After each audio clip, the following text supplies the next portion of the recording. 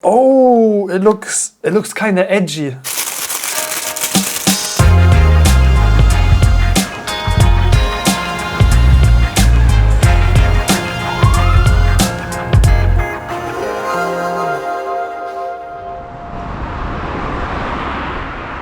In case you're wondering what this sticker is, I have to cover up the model name because the embargo is not lifted yet, and it kind of looks like a viewfinder. It kind of makes this look like an X100. It's kind of cool. So Fujifilm sent me this camera for review, but everything I'm going to say here today is my own personal opinion. I have good things to say about it. I also have bad things to say about it. But I think this is a very good option for street photography. And personally, I'm very interested in the video capabilities because it has this new tilt up screen. What's that? And stick around until the end because I'm going to tell you who this camera is for and how I would use it for my photography and filmmaking. But the thing is, I just got this camera yesterday and I have to release this video tomorrow, so I only have today. So I guess I need to go and take some pictures to get to know this camera better. But until then, I will show you a little unboxing and my first impression. Yeah, I'm going to take some pictures and I'll see you after that. Let's go. It's been a while since I've been so excited about the Fuji camera. We are getting close! We are getting close! So the camera just arrived and I haven't seen it yet. I have no idea how it looks like. I haven't seen any design photos yet because it hasn't been leaked yet. Yeah, I'm very excited. Let's go! Ta-da! Oh. What? Do you see that? There's no grip. This is so weird.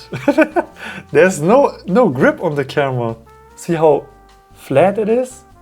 That is a sexy looking camera. And wait a minute. Can you go up? Oh, okay. I think it's not weather sealed. Yeah. Okay, it's confirmed. No weather sealing. Weather sealing would make this probably the best street camera at the moment, besides the X100V and the Ricoh GR3, of course. I like how they redesigned the shutter button and the on-off switch. It looks so sexy.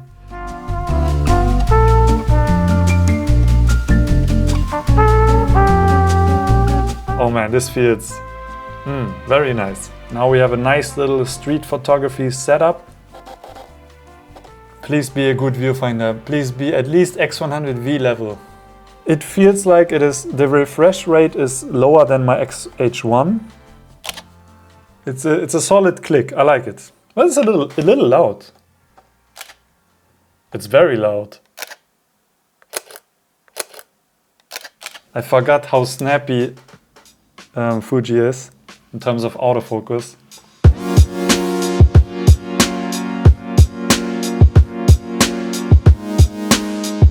Okay, let's talk about the design. So first of all, I think it looks very cool. It reminds me a lot of the X100V, and what surprised me the most is how flat the body is. Like without the grip, it's like a film camera. It has no grip at all, and that's probably why they give us the additional hand grip and also the thumb rest. I'm not sure if this is included in every X-E4, but I think it makes sense. And I'm definitely not taking this off. It feels so much better. We also have a new lens, the 27mm 2.8. This is the Mark II version, a new version. And it's also weather sealed. It has aperture ring. I think the optics are exactly the same as the Mark I. And yeah, I'm also a little upset that the camera is not weather sealed. I think this is such a nice compact camera now together with this lens. It's a shame it's not weather sealed because the lens is now weather sealed, but the camera is not. So a little bit of a bummer. They also managed to include a flip up screen similar to the X100V, but this time it also goes up. Now, why would you use this kind of screen? This would be good for taking selfies. I don't do that a lot, but if you want to shoot yourself for YouTube, for example, filming YouTube videos like I do, this is actually perfect. Yeah, you can't really put a microphone on top of it because you can't see yourself, but if you use something like the wireless Go that I'm using right now, it's very tiny and you can still see your screen. Yeah, I'm surprisingly excited about this screen.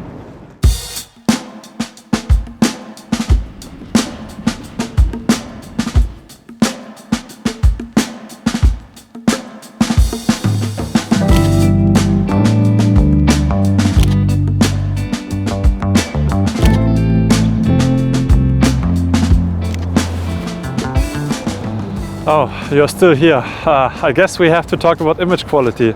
But do we? So the X-E4 has the same sensor as the X-T4, X Pro 3 and X100V. So it's a 26 megapixel sensor. It's plenty sharp, good dynamic range, good ISO performance. I have no problem shooting this at 6400. I would even go higher if necessary. If you're still unsure if this sensor is good enough for your photography, you should definitely check out Ron Haviv. He's a photojournalist. Check him out on Instagram or his website. He does amazing work and he uses an X-T3 and X-T4. So it's always weird to talk about camera sensors nowadays because they are so good. Like you can't really go wrong. So yeah, image quality, good enough. Okay, let's talk about video. So I'm using the X-E4 now to vlog myself using the 18-55. I'm using my Aperture Deity microphone. It should sound okay. It's very windy right now. And did I mention this already? There's no IBIS in this camera. And I know it would be nice to have IBIS, especially for video. Now with the flip up screen, I can see myself and it would be great for vlogging. But the 18-55 is stabilized. So how does it look? It should exactly look like my XH1. Okay, this is now a walking test. Is it stable? How does it look? It should be stable enough. Is it usable? Can you create a video with this camera? I think you can. Okay, so now I have the Samyang 12mm T2.2 Cine lens. This is what I usually use on my XH1 if I vlog myself. So this has no stabilization, so let's see how stable it is. It's probably much shakier. Probably shakier, but I think you can still get away with this one. You're probably wondering by now, why is this guy not doing any street photography? Isn't this called a street photography review? But the thing is, my city is pretty much empty at the moment, so I can't really do street photography the way I used to. So I came here to this place, which I think is beautiful, but sorry for not meeting your expectations. I hope you're still going to continue watching. Okay, so I'm going to do a little video AF test, continuous AF. I'm using the 18-55 at 23mm. It's, I think, aperture 3.2, using the classic neck film simulation. And yeah, let's see how the AF performs for video.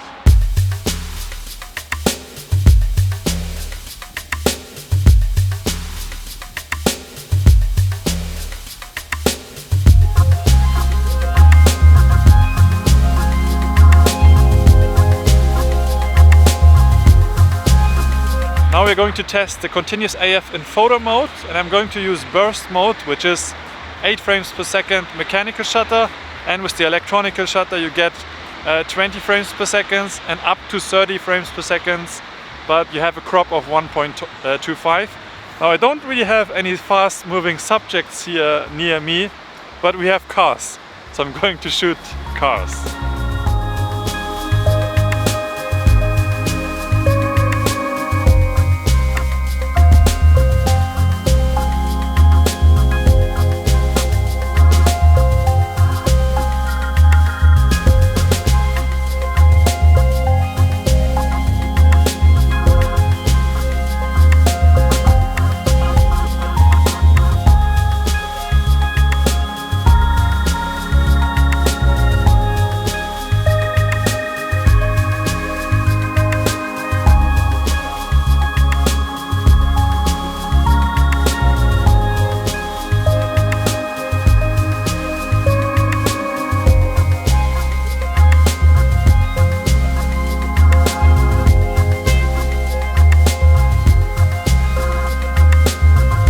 Now, I really want to talk about the things I don't like about this camera, but before we do that, let's do a quick recap of the things I like.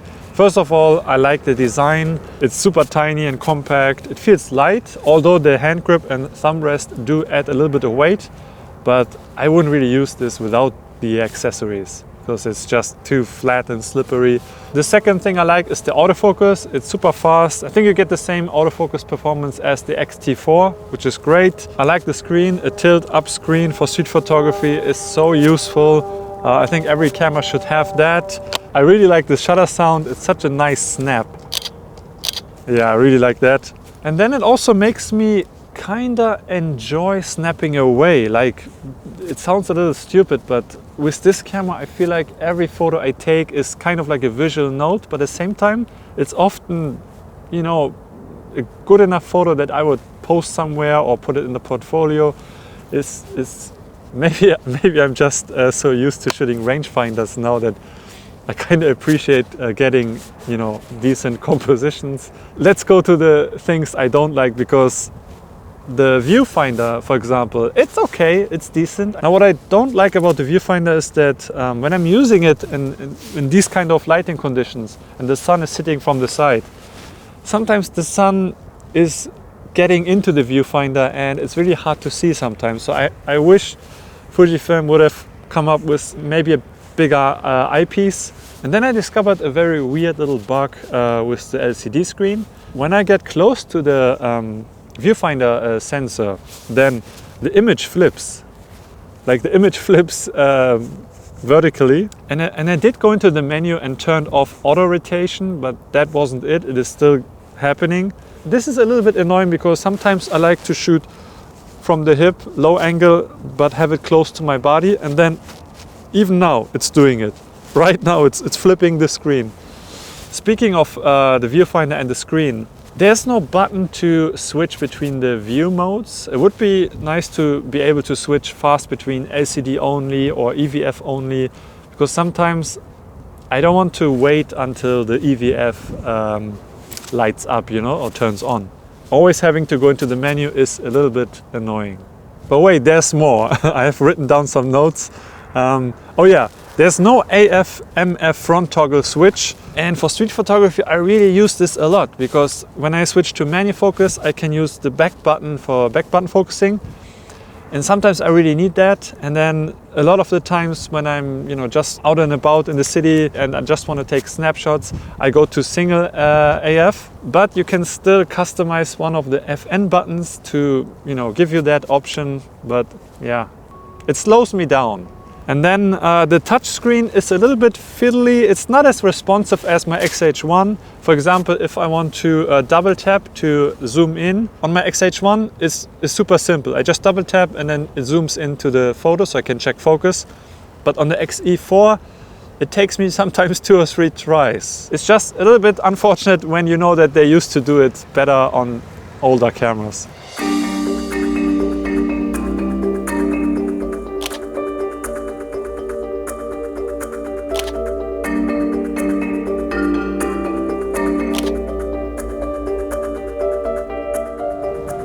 Isn't this crazy? This used to be a bus station and it is always super packed because people were coming with ships to transport goods and then they would go to some hotel to sleep or to work, and now it's completely empty and it's a weekday.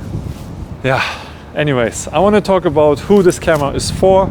Obviously, I would say it's for people who want to start street photography, or people who have a big camera or expensive camera and they want a secondary camera for fun.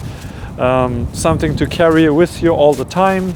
And because this camera does video very well and it has this nice tilt up screen, I would actually say it is suitable for people who want to do street photography but maybe also film YouTube videos. And I would go so far as saying that if I would have to start over, like with YouTube or street photography, and all my equipment would vanish from this earth and all I could afford would just be one camera and one lens, or maybe 2, I would actually buy the X-E4 and the 18-55 kit lens for video, and then get the 27 pancake for street photography.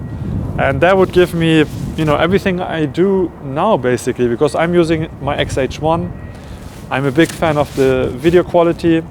Yeah, you don't get 10-bit with this one, but you also don't get 10-bit with the X-H1. Anyone who tells you you need 10-bit for video, you don't really need it, because you have a nice film simulation with Fujifilm Eterna. It's so beautiful, you're looking at it right now.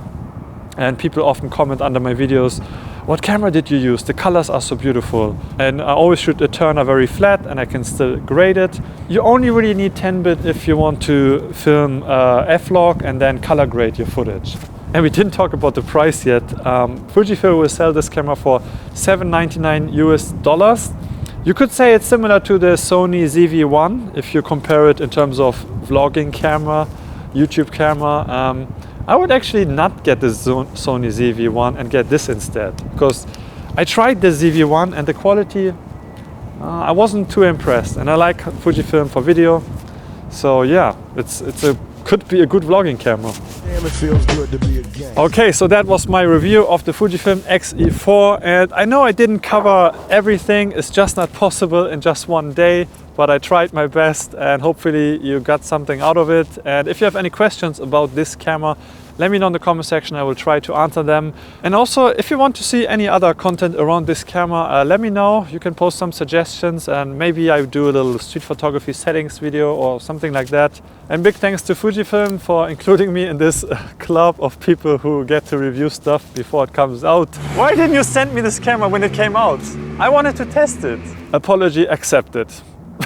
And also a huge shout out to my friends at Moment. They have an awesome online store where you can buy everything photography and filmmaking related. And without them, this collaboration wouldn't be happening. So thanks to you guys.